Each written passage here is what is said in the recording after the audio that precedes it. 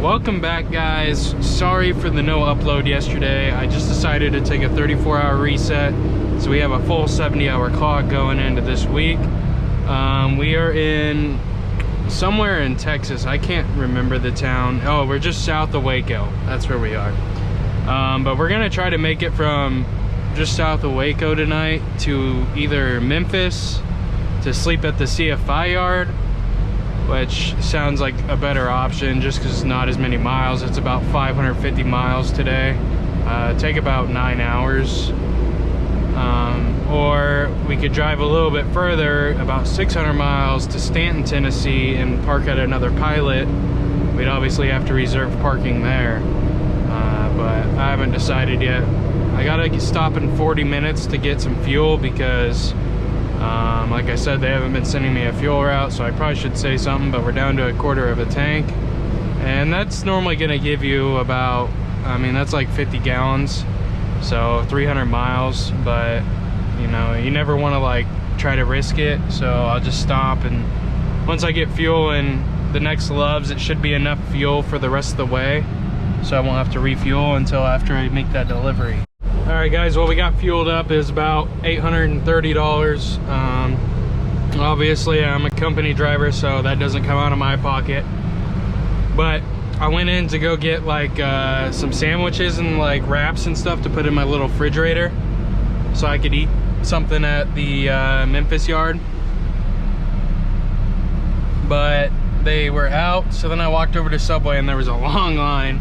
So I was like, nah. And then I looked over at the food warmers and they had like Chester's chicken sandwiches and they had like a honey stung with pickles. It was really good. I kind of doubted it before, but now if I know there's a long line, I'm just gonna grab that Chester's honey stung chicken sandwich because that was really good. Blue flatbed truck in front of me was kind of throwing some rubber.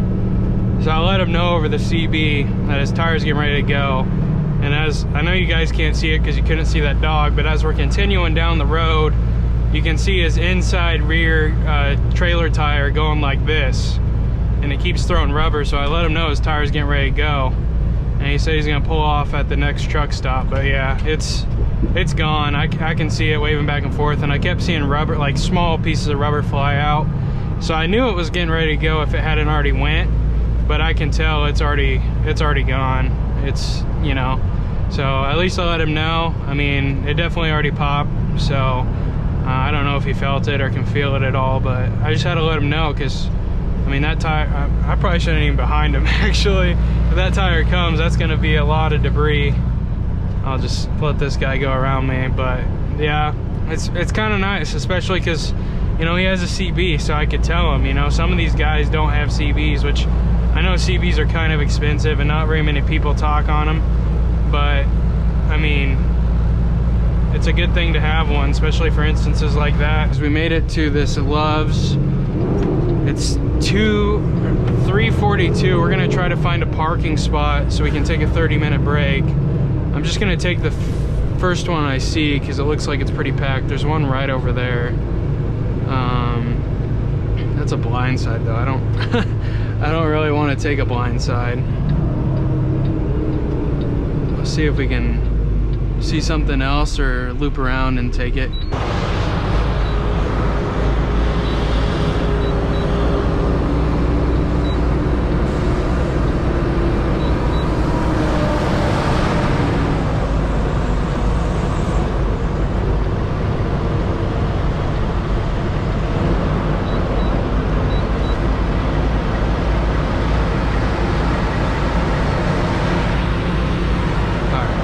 This again.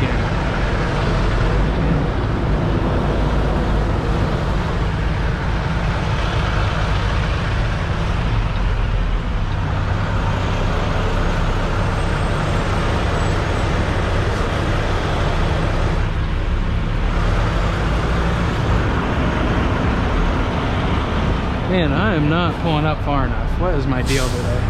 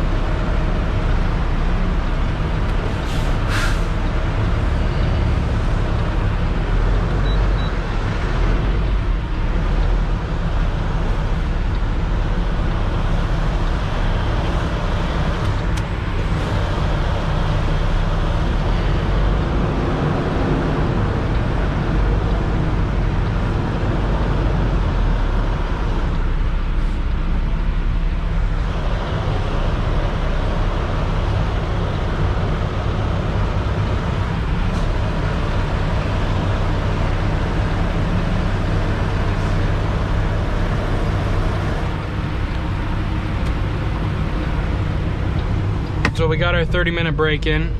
Now we're gonna finish on down to Memphis. And once we get down to Memphis, we're gonna park it for the night and watch the hockey game. I don't know what this guy's doing. I guess he wants me to go, but there's like no room to get around him, so I don't.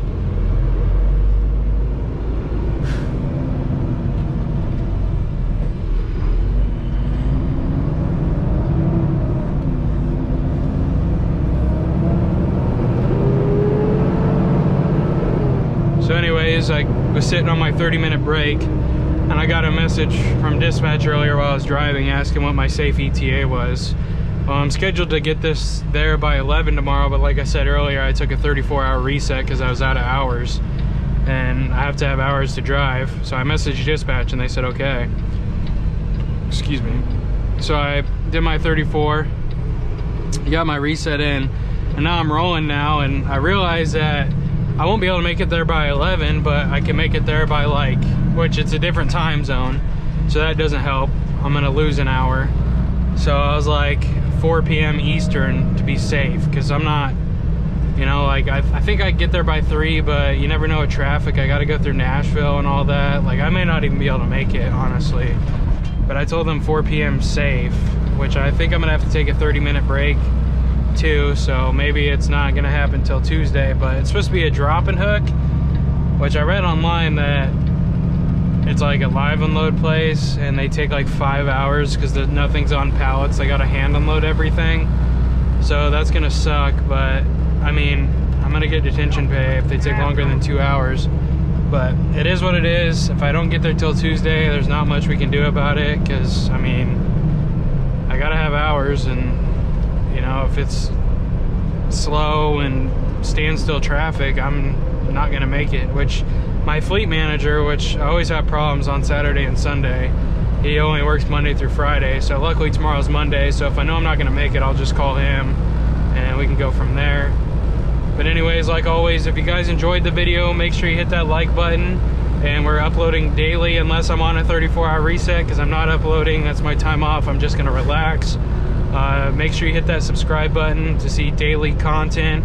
I hope you're not planning to waste my time. To my surprise, that was her reply. Now we vibe.